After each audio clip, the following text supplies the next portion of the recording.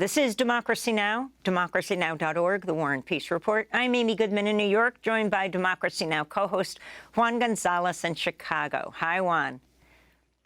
Hi, Amy, and welcome to all of our listeners and viewers across the country and around the world.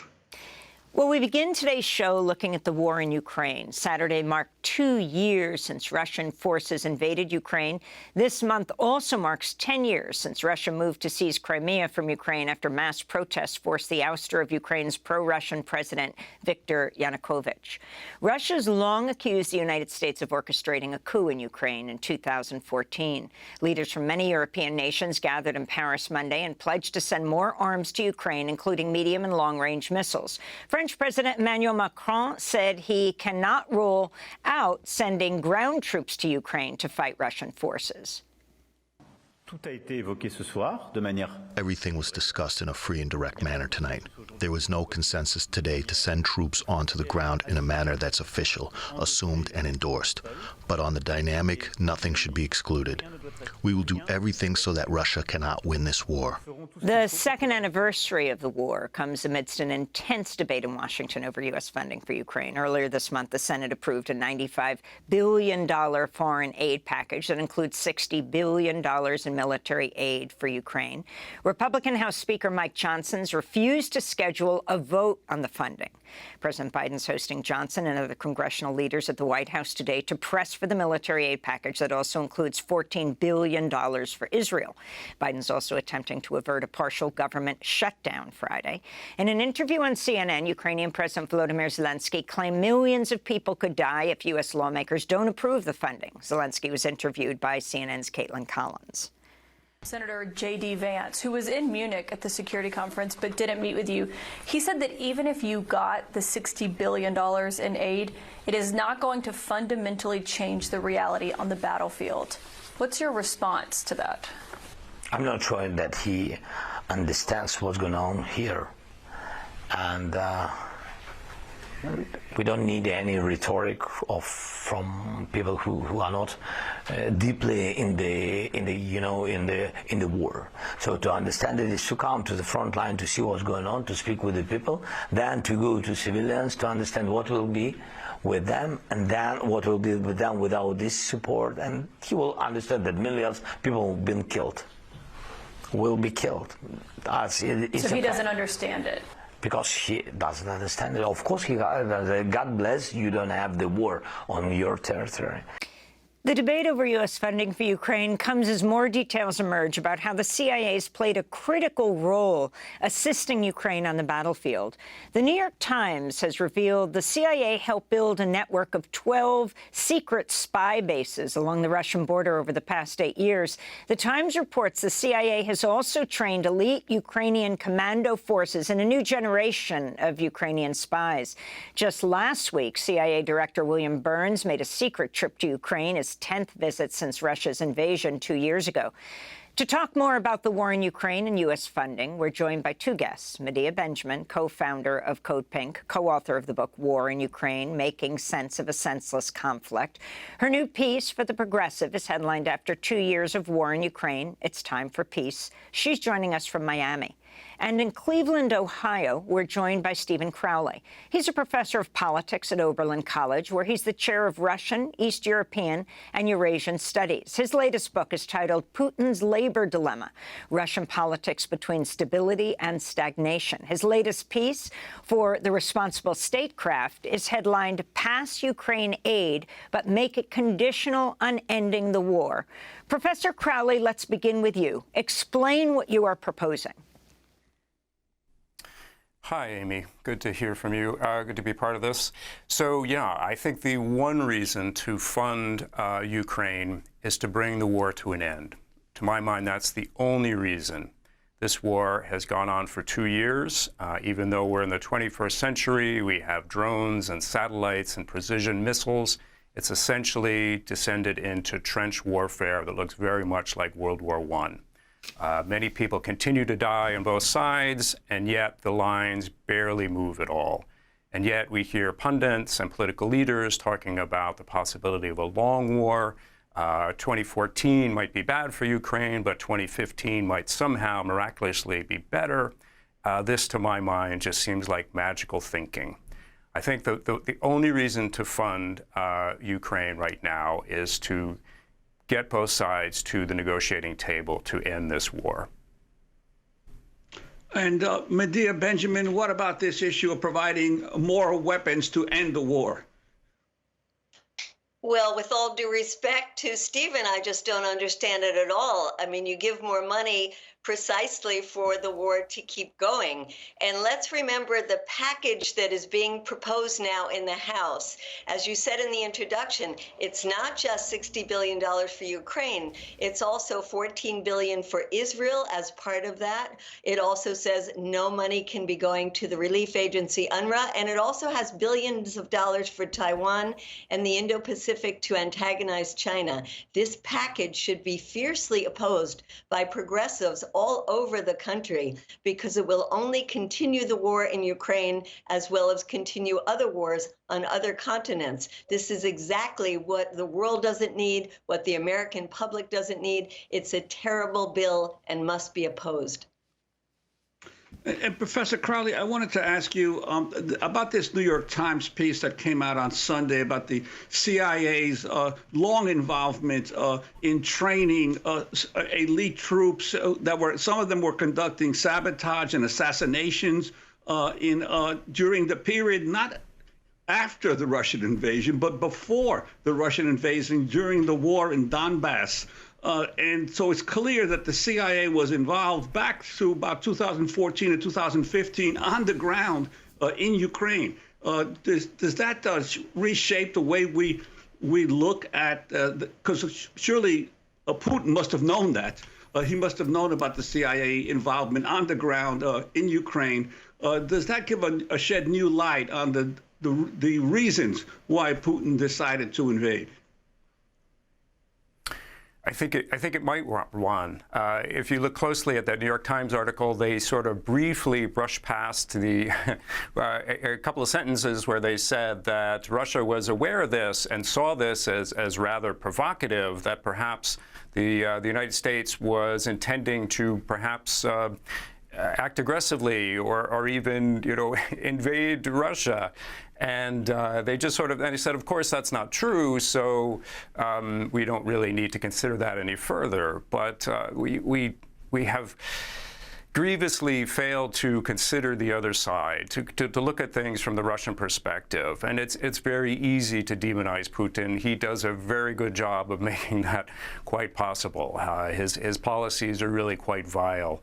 But we've made a mistake in understanding the provocative nature, going back to NATO expansion, as your readers and listeners will be well aware of. And this happened for years. This predated Putin being in power. And unfortunately, this sort of mentality is continuing. And if we don't recognize the dangers, the provocations that led to this conflict, this war, even though this was Putin's decision to invade, but nevertheless, there is another side to this. If we don't learn that lesson, we're going to slow walk into another war, I'm afraid, between the United States and China over Taiwan, because we're still thinking in terms of deterrence. We have to be strong, we have to deter the other side, and we neglect the fact that this can create insecurity on the other side that just leads to buildup, escalation, and eventually to violence and war. Professor Stephen Crowley, your piece is headlined "Pass Ukraine Aid, but make it conditional on ending the war." And I wanted to ask both you and Medea Benjamin this part of it. How do you make it conditional on that? What would negotiations look like? What would bring both sides to the table? And do you think there are secret talks going on right now? I do not know whether there are talks going on right now, but there absolutely should be. And I'm afraid there's been lots of hints that, well, there's been speculation. People have said, well, Putin doesn't want to negotiate, or they said he says he wants to negotiate, but he really is just doing this to deter the West from supplying, giving any support to Ukraine. And my answer to that is, well, test that. Let's call it. Let's say we're ready to negotiate. Like we can't simply leave this to the Ukrainians. It's understandable that their country wasn't invaded. They want to do everything they can to repel the invader, but it's on us, the people that are sending rockets and military material there, to remind the Ukrainians, look, this isn't going to get any better for you. It could only get worse, and now is the time to negotiate. And if Putin isn't willing to negotiate, then call him on that. Then just say, yes, this is on him now.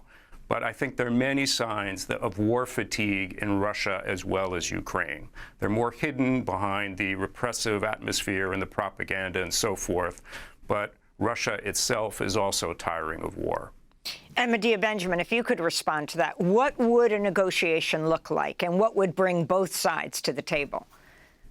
Well, it's tragic because we know exactly what a negotiation would look like, because it was happening 4 days after the Russian invasion. There had been a series of talks going on for the entire month, and they came up with a 15-point plan, which was, in essence, that that Ukraine would not join NATO, that Ukraine would be a neutral country in exchange for guarantees by other countries. The Ukrainians had even agreed at that time to put the issue of Crimea off well into the future. They talked about a 15-year consultation on the status of Crimea.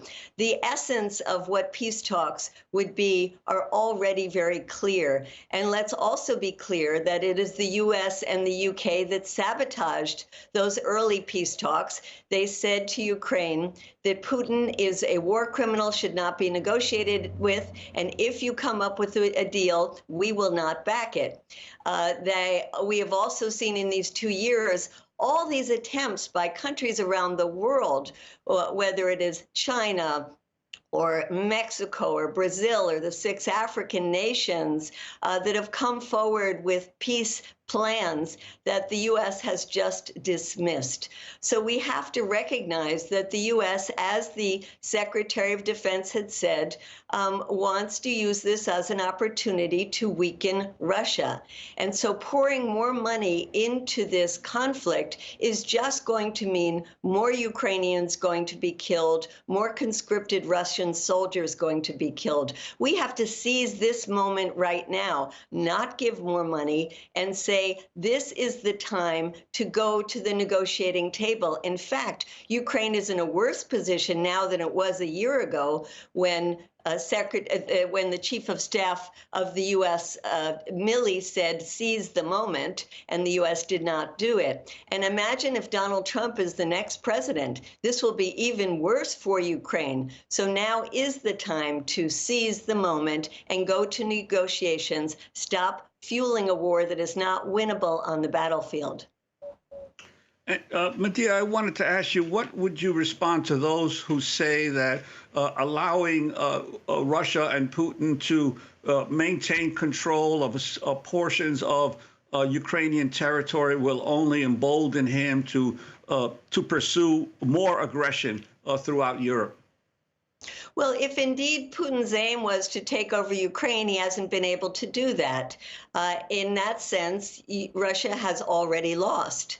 And he is not going to be able to go any further than maintaining the hold of the territories in the Donbass that he controls now. And Crimea is recognized as a territory that had been part of Russia for about 200 years, where the majority of people are ethnic Russians and Russian-speaking. So I think if Ukraine did not become part of NATO, made it clear that it would be a neutral country, this could be perceived by Putin as a win. And it could also be perceived by the Ukrainians as a win that Putin was not able to take over any more of their country, and that there would be some kind of fast track for Ukraine to be entering the European Union. there are certainly things that can be negotiated that could be put to the people of Russia and Ukraine as a way to get out of this, as Stephen said, war weariness on both sides.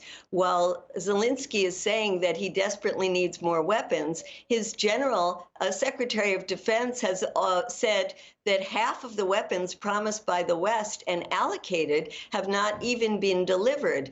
And what we know as perhaps the most difficult problem for Ukraine is one of manpower. They don't have the recruits. The most gung-ho nationalist fighters have already been killed or maimed, and the new recruits are very hard for them to find. They say they need another 500,000 recruits. Well, they just fired all the recruiters recently because of corruption. People were paying $12,000 to be smuggled out of the country. They don't have the manpower, and let's recognize that Russia has over 3 times the population of Ukraine. This is not a good situation for Ukraine, and if we pour more money in, it will only give the impetus for Zelensky to keep trying to fight a war that is not winnable. Professor Crowley, I wanted to ask you about this whole issue of increased military aid in a situation where there's considerable evidence that not only of corruption within the Ukrainian government, but of massive amounts of weapons that were already allocated have been delinquent or missing, according to an Associated Press report recently. Yeah, Juan, I'm not totally up to speed on that, but I would say the answer for Ukraine isn't really more weapons.